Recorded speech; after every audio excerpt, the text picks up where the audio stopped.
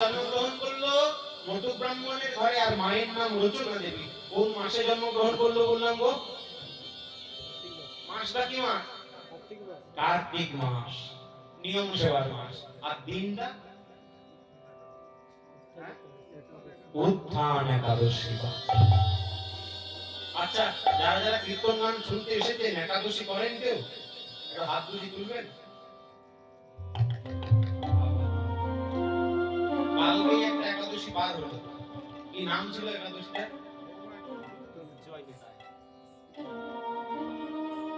ভৈমী একাদশী বা ভীম একাদশী।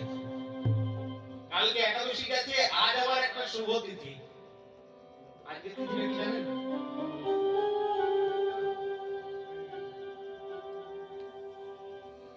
দশটি অবতার ছিল। সেই 10টি অবতারের মধ্যে একটি অবতার যার নাম বরাহ। আজকে বরাহ দেবের আবির্ভাব তিথি, আজকের দিনে। কাল গেছে ভৈমী একাদশী। আচ্ছা, যারা যারা একাদশী করেন খুব ভালো। সব একাদশী পালন করেন তো? মাসে দুটো করে? হ্যাঁ। আবার অনেকে বলতে পারে যে বাবা বয়স হচ্ছে তো সবগুলো করতে পারি না। বেশ, সবগুলো যদি করতে পারেন কোনো অসুবিধা নাই মা। কোন কোন একাদশী করবেন একটু শুনে নিন, আমার কথা নয়। শাস্ত্র বললো কোন কোন একাদশী করতেই হবে, সবাইকে করতে হবে। কোন কোন একাদশী? না, স্বয়ং উত্থান পাশ মোড়া, তাতে আবার ভেঙে ছোড়া, পাগলার 14 বাগির 8, ইহা বুঝে কাল পা। দুই ছেলের জন্মদিন, তাতে যেন না হয় ভিড়, আর যদি তাও না পারিস ভগার খালে ডুবে মরিস। আমার অনেকে ভাবতে পারে হ্যাঁ গো অরিজিৎ বাবা তুমি কীর্তন করতে এসে মরতে বলছো।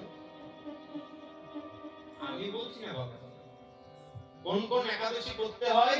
স্বয়ং উত্থান পাশ মোড়া, মানে স্বয়ং একাদশী, উত্থান একাদশী, পার্শ্ব একাদশী। আর আরেকটা একাদশী করতেই হবে যেটা কালকে পার হয়ে গেল, ভৈমী একাদশী। স্বয়ং উত্থান পাশ মোড়া, তাতে আবার ভেঙে ছোড়া, পাগলার 14 পাগলির 8। পাগলকে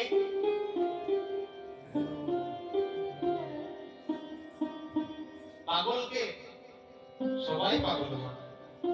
এই যুগে কেউ পাগল টাকার আসে, কেউ পাগল বিষয় সম্পত্তির আসে, কেউ বা পাগল নারীর আসে, কিন্তু সর্বশ্রেষ্ঠ পাগল হলো দেবাদিদেব পরম বৈষ্ণব মহাদেব।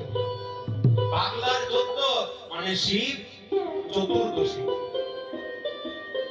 শিব চতুর্দশী কবে আছে জানেন? হ্যাঁ, 26 বাংলা 13ই ফাল্গুন। শিব চতুর্দশী, পাগলার 14 পাগলির 8। আচ্ছা বাবা বলুন তো, পাগল যদি দেবাদিদেব মহাদেব হয় তাহলে পাগলিটা কে হবে?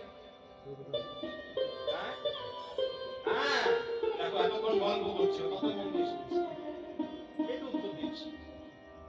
পাগল যদি দেবাদিদেব মহাদেব হয় মা, তাহলে পাগলি হবে মা পার্বতী। পাগলির 8 মানে দুর্গা অষ্টমী পালন করতেই হয়, মানে যেগুলো না করলে উদ্ধার পাবেন না। মন দিয়ে শুনে রাখুন।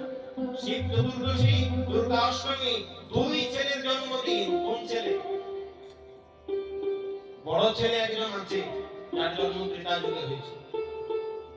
ত্রেতা যুগের অবতার কি নাম?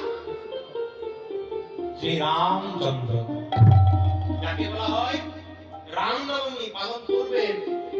আর দ্বিতীয় ছেলে দ্বাপর যুগে বৃন্দাবনে জন্মগ্রহণ করলো, যার নাম ভগবান শ্রীকৃষ্ণ, যার জন্মদিনকে বলা হয় জন্মাষ্টমী। দুই ছেলের জন্মদিন মানে রামনবমী আর জন্মাষ্টমী পালন করতেই হবে। আর তাও যদি না পারিস ভগার খালে ডুবে মরিস। এত সহজ করে দিল। মাসে দুটো করে একাদশী কেউ করো না, ঠিক আছে। এত এত ব্রত কেউ করো না, ঠিক আছে, কিন্তু এই কটি করো। আর এইগুলো যদি কেউ না করো তাহলে ভগার খালি করতে হবে। ভগার খালি মানে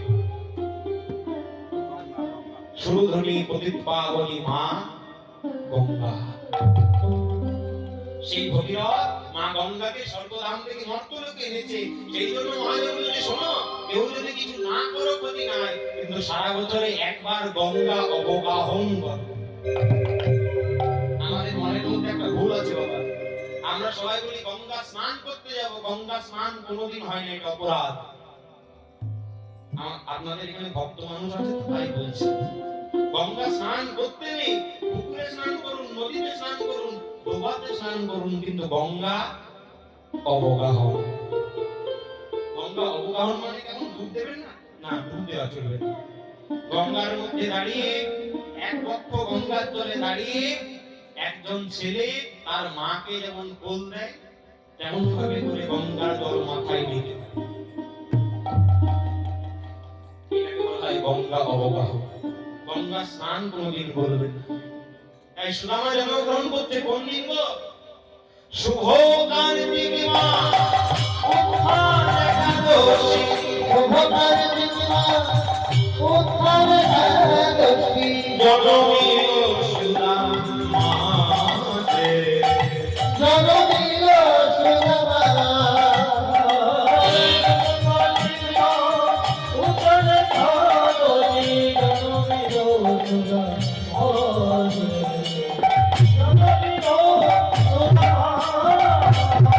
সুদামায় আসি জন্মনিল, সুদামাসি জন্মনিল, আমার সুদামা আসি জন্মনিল। সুদামাসি জন্মনিল, এই ভাদর ভূমি ধন্য হলো, সুদামাসি জন্মনিল,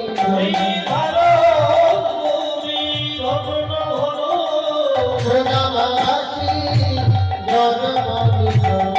মন দিয়ে শুনবেন।